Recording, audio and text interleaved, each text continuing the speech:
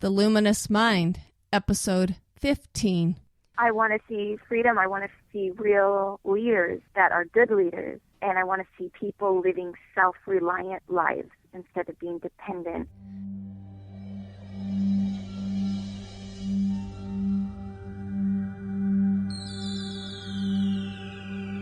Benjamin Franklin once said, "Do not curse the darkness, rather light a candle instead."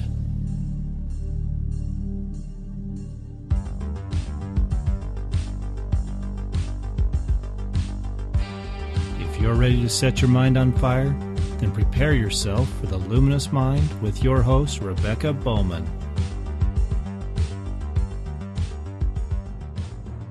Today's fire starter is Brooklyn. Brooklyn lives her life passionately, promoting the principles of freedom.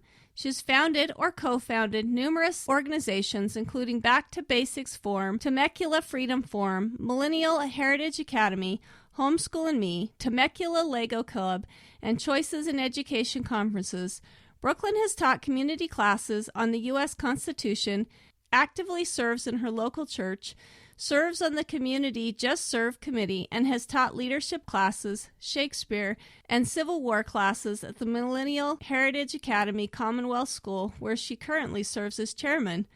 Public speaking since age 12, she is active in presenting on topics of freedom, homeschooling, and living your life's mission at conferences, forums, and other gatherings. As a personal mentor and mentor to youth, Brooklyn finds great fulfillment in assisting others in reaching their potential. Brooklyn has been happily married to her best friend Russell for over 15 years. The world is their campus as they adventurously home educate and raise their 6 children in Temecula, California. Welcome, Brooklyn. Okay, so would you briefly tell us about yourself? Like your family, hobbies, passions, and then your profession, what you do. Okay. First and foremost, of course, I'm a wife and a mother. Been married for 15 years. We have 6 children, and I'm very passionate about freedom. I feel like in the world today, there's a lot of bondage, personal bondage in families because people aren't aware of relationships and how to have healthy relationships. Communities and the nation are just in bondage because of a lack of knowledge and true principles. So it's my mission through homeschooling and also through my personal mission, spread truth, true principles, and to really stomp out ignorance and apathy, the 2 vices. I see ignorance and apathy as being like at the core of all of our problems here in society. So that's me in a nutshell, and everything I do revolves around, either stomping out ignorance and apathy or has to do with being a wife or a mother or a teacher. Great. And a mentor. Well, and a mentor, teacher. Yes. Same thing, I guess. But so what is your personal educational experience? How were you raised? Okay. I went through the public education system and did really well. I knew how to play that game and jump through the hoops. I got a 4.0. I got a scholarship.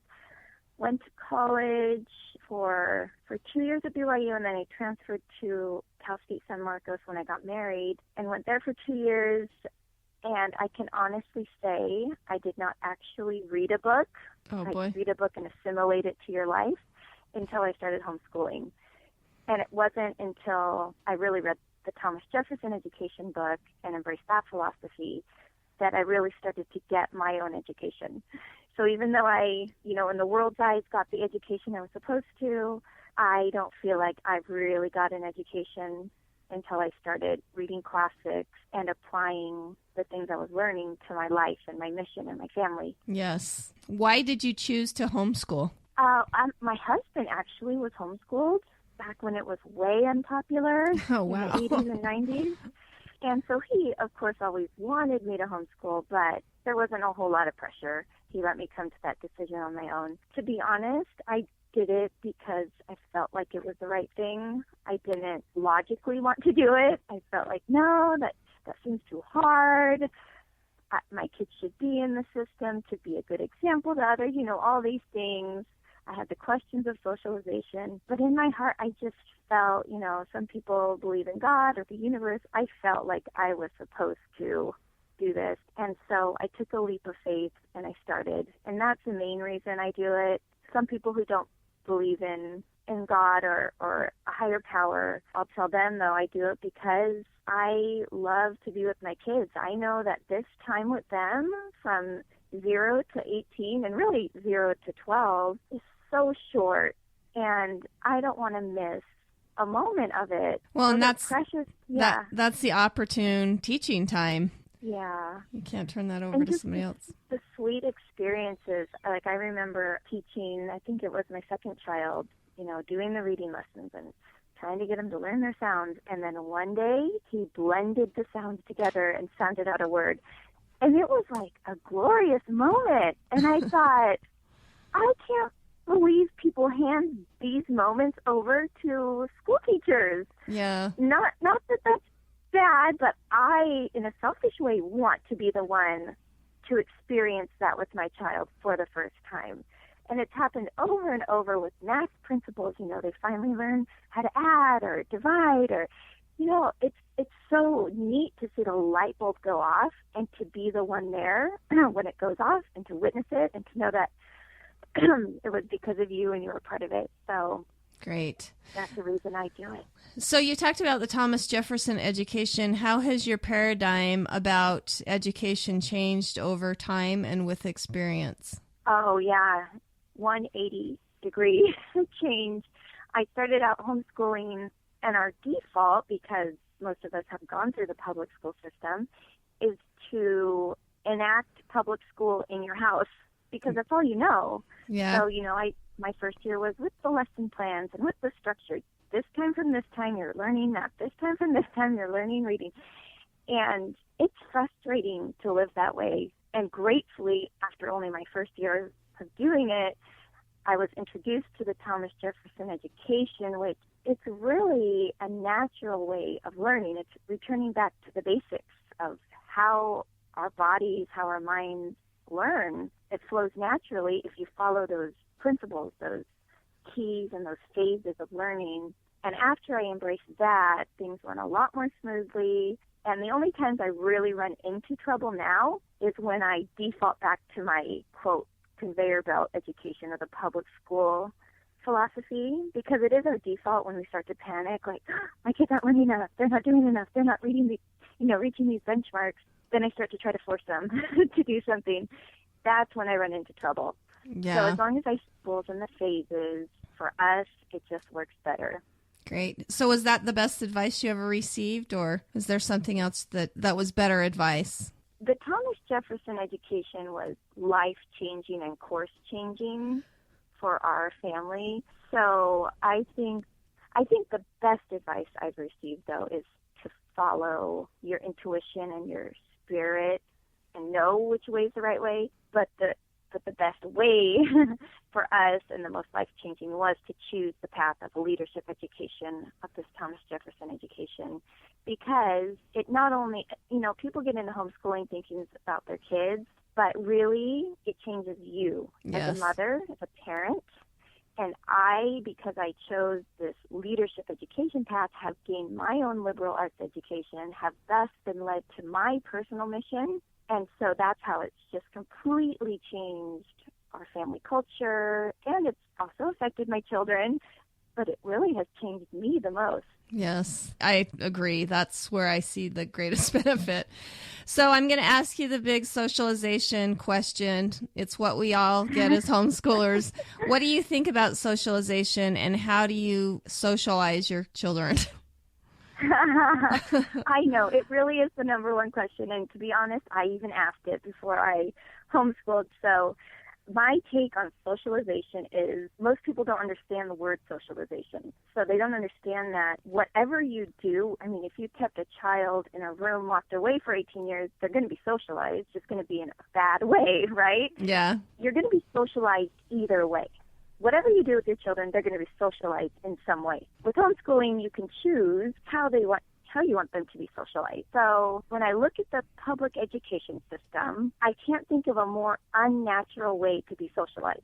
I mean, when in the real world are you ever going to be locked away in a classroom for 6 hours, 5 days a week, for 12 years, 13 years. Yeah. Like, when do you ever experience that in the real world, in real society? And just to be completely honest, the only system that really gets close to resembling that is the prison system, where you're locked in a place, you can't leave, you're stuck there with the same people day after day.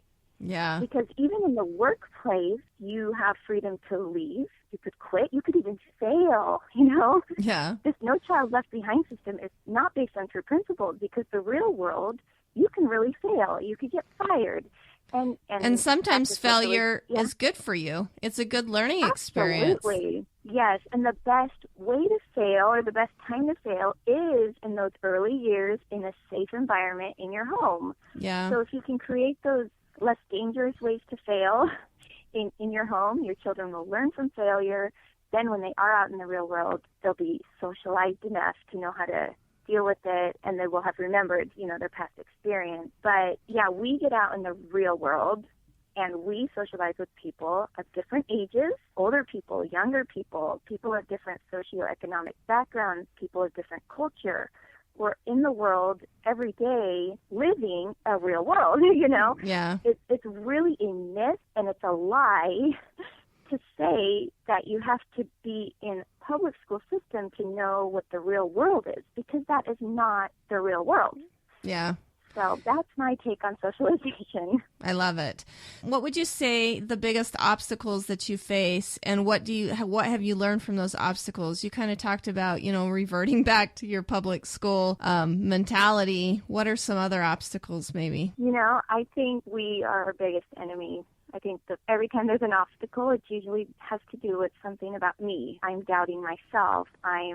It usually has to do with me. I'm usually my greatest obstacle. Sometimes that takes having a sounding board of someone else, you know, to point out like where my obstacle is, but it's usually something I have to change, either mentally, physically, emotionally. But some of the physical obstacles for me, and this may not apply to everybody, but I have 6 children. That's, you know, every year as we add more children to the mix, it becomes more challenging. In some ways it can become a little easier, but, you know, those are obstacles that I've had to overcome every year, because every year is different in our homeschool, you know, as we're bringing someone new into the core phase or the kindergarten age or whatever you want to call it, and you already have your older kids that you're teaching, you know, it takes a little more time and energy and effort, and so those are some of my obstacles. So I'm going off the radar here, but I'm just curious, which phase do you feel like is the most difficult to teach?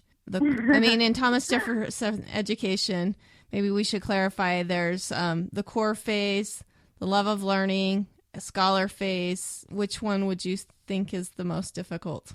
Well, I'll preface it by saying people mostly before they start homeschooling think that the scholar phase or the teenage years are going to be the hardest. And I found that to be the opposite. Yeah, I have My too. scholar phase are the easiest, because if they have a solid core phase and love of learning phase, then they naturally love to learn, and then they're off on their own, studying their classics, writing their papers, doing their projects, and you don't have too much involvement. You have a little bit, but not too much. So I found that, oh, wow, that was a nice surprise that this is actually the easiest phase for me. Exactly. Core phase, I just like to say it's the messiest phase. I mean, when you have 2-year-olds and 3-year-olds getting Play-Doh all over the place and making messes while you're trying to work with your love of learners, that's a huge challenge. So that's hard for me. And then, because of the love of learning phase, I love it, because it's all new to me, too. I mean, learning all this history stuff, I never learned it in school, so I have fun doing that, and I like doing those projects. It's probably busier, scholastically, if you will, but I love it, and the kids love it. It's when you have the core phasers, you know, it's hard to keep them busy and entertained, and you just have to be okay with lots of messes by the end of the day. Yeah.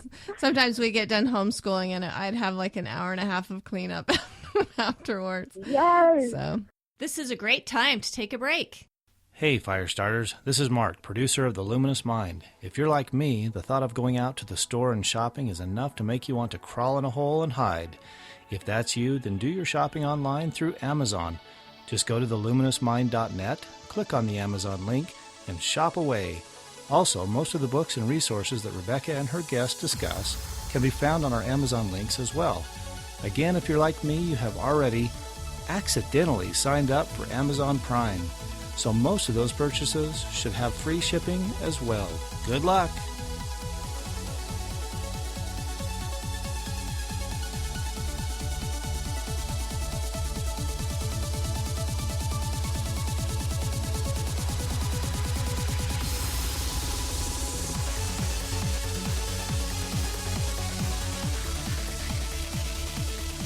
So, welcome back. So, what are some successes that you've seen as you've homeschooled your children? You know, I think people always go into homeschooling thinking academics, and yes, we've had those, but I think the greatest successes I found are in the relationships between my children and the relationship between myself and my children and my husband and my children. That is a surprising success to me, not one that I expected. But as I've thought about it over the years now, I feel like, wow, this is the best success to have, to know that my children are best friends. And yes, they bicker sometimes, you know, we all have that. But they have strong relationships with each other, and that will carry with them throughout their life and of my religious belief beyond this life. And to think that, oh, wow, they could have been separated for 8 to 10 hours, you know, every day for 5 days for 13 years, they wouldn't have had this relationship that they have now with each other. And so that is like the crowning success, I think, of our homeschool. Great. Yes, I think we discount that, you know, how important that really great core foundation is for kids. I always tell my kids that they'll enjoy having a brother who's a best friend, because that's somebody that can be a resource to them all their lives. So yes. What are some personal habits that help make you successful? And I did want to mention one more success, and that's with myself. I mean, we're always so focused on our kids with homeschool, but really you're changing too. And if you will let yourself, and you will become, it's not selfish to get your own education along the way as a mother. I feel like that's been a great success too, that I've been able to learn the Constitution and read Austen and Dickens and Montesquieu and, you know, all these great classics. So, and find my life mission and to be living that and to have impact in the world. That's been my other huge success. Yeah. So I just thought I'd throw that out there. No, I love that too. Okay, what was your other question now? What are some personal habits that help make you successful? Oh, yes. You know, and these are essential because homeschooling is a lifestyle. It's not just, oh, we do school from 9 to 2. You're learning all the time. The world is a campus. Your whole house is your campus. Your yard is your campus. So if you can automate a lot of those things, it can give you more time to spend with your children and learning and teaching. So having the chores and the household chores in a system that works for your family, that is going to be your greatest tool. Because if you cannot have to worry about laundry and dishes and cleaning the bathrooms and all those things, if you can train your kids to do them when they're young, then it'll take a load off of you. You won't be sitting here feeling guilty of, oh, the house is a disaster and I've taught my kids, or you feel like, oh, I've cleaned my house all day and I haven't taught my kids. If you just automate certain things and maybe even delegate certain things in your home, then your schooling will just go so much smoother. Yes, I agree. And they're personal life skills that those kids have to learn anyway. So why not intermix them with your homeschooling? So how has your family, I mean, we've talked about the closeness of the relationships and stuff. Do you have any other benefits that maybe you feel that you've gained from homeschooling? Yes. I mean, other than relationships, like speaking academically, my kids, and I don't say this pridefully, but just observing, you know, what they're learning and what their friends are learning, you know, in the public school system, their education is just more superior in homeschool. I mean, my daughter was asked, you know, what's her favorite subject? And she said Shakespeare. And her friends, you know, they're like, what's that program? They said, what's that? And then one person said, I think he wrote some books. And I just thought, wow, that is sad and scary at the same time, that they don't even know who Shakespeare is. And just it's I think the greatest success with homeschool is their drive and their initiative. So they don't sit around waiting for me to say, okay, go do a project, go learn this, go learn that, like they, you know, because that's what you do in the public school system, is you wait to be told what to do and what to think. Is my kids will just take initiative. And I mean, my son, he gets on eBay since he was 10 years old, gets on eBay, takes the picture, lists it, sells it, prints out the label, mails it. He knows how to do that. He's learned a lot about economics and prosperity. And since he was 10, doing this himself on eBay, that was his own thing. I don't even know how to list anything on eBay. So just giving them initiative and them taking initiative, I feel like my children are just little seeds that I water. They already have the potential in them. I'm not stuffing things into their heads.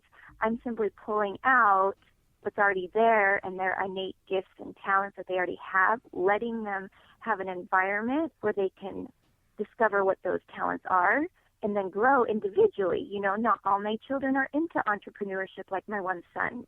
Others are into being artists, and others, are into dinosaurs, and, just letting them grow in their own passions at their own rate. And it becomes a beautiful garden, of all different kinds of flowers and trees. And so that's how I view my children, my family, and our education. Well, and I love when we homeschool, your education can be a lot more in-depth than what you see normally. And I think that's a wonderful thing. So what are some long-term goals that you have for yourself and maybe your family? It's hard to make the really long-term ones. I know a lot of people will say, oh, they're going to go to college, they're going to do this. I'm not sure that, the 4-year college route is right for all of my children, so I'm not putting that kind of pressure on them. The goal really is for us to follow the Spirit and to know what their gifts and talents are, to find out, in their teen years, what they feel like they can do to impact the world, and then find the best path for them to do that, which might include a 4-year university. I don't have anything against that at all. But for some, it might not include that. So I try to have an open mind with that. The long-term goal is to help all my children find what their passions are and their life missions, and to start living them, and to live self-reliantly, to be able to live independently of me, to really take off on their own life. That's my goal for them. For me, I want to continue to live my life mission and do what God wants me to do in all things. And I found, enough times now where I'll have a plan and it's not God's plan. So now I try not to plan too far ahead or get my hopes up for certain things, because a lot of the times that'll change. So yeah. I literally just live, day to day, following the Spirit and what I feel like I should be doing. Great. So what is some advice or encouragement you would give somebody who's just starting out? I think, remembering back to when I was first starting out, the best thing to do is to get a mentor. You have to have someone you can call on those days when you feel like giving up, when you feel like I'm completely ruining all my children, I don't know what I'm doing, I'm crazy, I can't believe I'm doing this. Those sort of days, you need someone to call. And I did. I always had someone that was more experienced and seasoned, and I'd call them and they'd talk me off the ledge and they'd help me feel better about what I'm doing. You need someone like that. And the other thing I'd say is to pray about it, if you're a praying person, to know that it's the right path, because there will be those hard days, and you can always look back on that time you prayed and got that confirmation that, yes, this is what I'm supposed to do. Write it down in your journal so you can go back and read it. And then the last one is to just relax. We're always so worried that Big Brother's watching, or that your kids aren't going to come out normal, or they're going to be fine. They're going to be fine. Well, if you had them, yeah. Well, when we talk about normal, I really thought of that a lot. I was really worried about them being normal. And what really is normal, and who gets to define that? There's nothing that says that somebody who has some interesting personality quirks is not a normal person. They're normal for them. So. Yeah. Yeah, and I think today it's normal to be like everyone else and to be a follower. That's normal. I don't want my children to be normal. I want them to, take initiative in their own lives and not be afraid to stand out and to be a leader and to be a light. And I'm not looking for normalcy. Yeah. So do you have a favorite book or a resource that you want to share? We've talked about Thomas Jefferson education, but do you have any others? Yeah, I mean, I definitely, suggest for homeschooling to research the Thomas Jefferson Education, and then the second book that goes along with it is called Leadership Education, Phases of Learning. You read those two books, but also, to read other education books, Charlotte Mason, and find out what you like, find out for yourself what the best system is. Another great resource now that I didn't have, 10 years ago when I started is Facebook. There are so many Facebook groups for homeschoolers and even for specific, Thomas Jefferson homeschoolers. Those are great resources, and you automatically have a support group right there built in. Yes. So I would say, don't be afraid to use those. Great. So how would you like to see the world change in the future? I really want to see more freedom. There's just such a lack of freedom, and really people don't even realize it. Yeah. I want to see freedom. I want to see real leaders that are good leaders, and I want to see people living self-reliant lives instead of being dependent upon, not only upon government, but a lot of people are dependent upon, sugar every day, or they're dependent upon coffee, other people telling them what to do every day, or they're dependent upon the opinions of mankind, approving what they're doing or not doing. I want to see people living independent, self-reliant lives in a world of freedom. Yeah. When I see pictures of school kids getting frisked or their stuff being gone through in the school system, that makes me sad, because it really does set kids up to think that that's normal, that people have a right to search through their things. They don't. Yeah. So I don't know why I thought of throwing that out there. It just seems... Well, yeah, it's scary to see what we're embracing as normal. Yeah, we accept. That's directly opposed to our Constitution. Yeah. And people say that they support our Constitution when they haven't even read it, and they're voting for things that are opposite to its principles, Exactly. So that's why I feel like ignorance and apathy are really at the base of all of these problems, and if we could just, start in our own homes by educating ourselves, our children, and then spreading that out to our communities.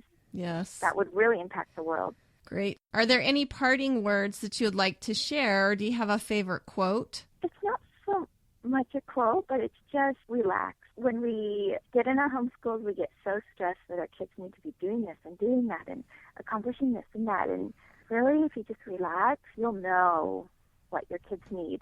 Yeah. And sometimes what they need is to just sit with you on the couch and read a book, and to not be so worried about the milestones that the public school kids are reaching, because likely your children are reaching different milestones that are even more valuable, and they're going to also reach those other milestones, but in their own time and in their own way. Yeah. And to just relax and enjoy it. I've spent probably hours and maybe years stressing in homeschool, and now that I have my oldest is 14, my youngest is 2. With the younger kids coming up, I'm so much more relaxed, because I realize, they're not reading at 7. That's okay. They're going to read next year or the year after. It's all right. It's all going to work out. I'm a lot more relaxed. Where with my first 2 kids, I was like, you have to do this, and you have to reach this milestone. I was very stressed. And now I see, you know what? It flows. It works. Yeah. And God provides ways, when you think doors are closed. So, and many times all your kids all learn at different, even your own children, they learn at different paces. I had one reading at 4, and then I have some that weren't really interested until like 10. So, that's stressful in and of itself. So I agree. Yeah. Can I say one more thing? Because Sure. Not everybody will encounter this, but we have a child who has learning troubles, disorders, and that can be a challenge for homeschoolers because you don't have the public school support. And to be honest, when we found out he had a learning problem, initially, the doctor wanted us to go to, public assessments. Yeah. This might run into it. That might be right for some people. For me, I just felt like something wasn't right about it. And so we actually chose to go a holistic route, and we found a brain gym consultant, which I'd never even heard of really. And she got, assessed him to see what's going on in his brain with his pathways. And we were able to assess his speech and his learning abilities that way and reverse them and now he can read and he can write and he can compute better, and all without that other intervention. So, just so homeschoolers know that there are other resources. Like, just because your child has a learning disability or a challenge, you don't have to jump into the system. There are other options. That is really great. Thank you so much for adding that, because that is a challenge when we have children with learning disabilities, and we want to just, like you said, the people are just used to using one route to do everything, and so sometimes we don't realize there's alternative options out there. So thank you. And thank you for joining us today. It's been so fun talking with you, and I appreciate that your son just kind of listened, I guess. I didn't hear him at all. We were worried about that, but... Yeah, thank you. Thank you for doing this service for everybody. Thanks for listening to The Luminous Mind. I feel so inspired listening to Brooklyn. I hope you do too. To be a fire starter and inspire other people, go to our website, theluminousmind.net, click on the Fire tab, and become a fire starter yourself. Also, like us on Facebook, follow us on Twitter and Google+, subscribe to our YouTube channel, as well as in iTunes. Help us light minds on fire and change the paradigm of education.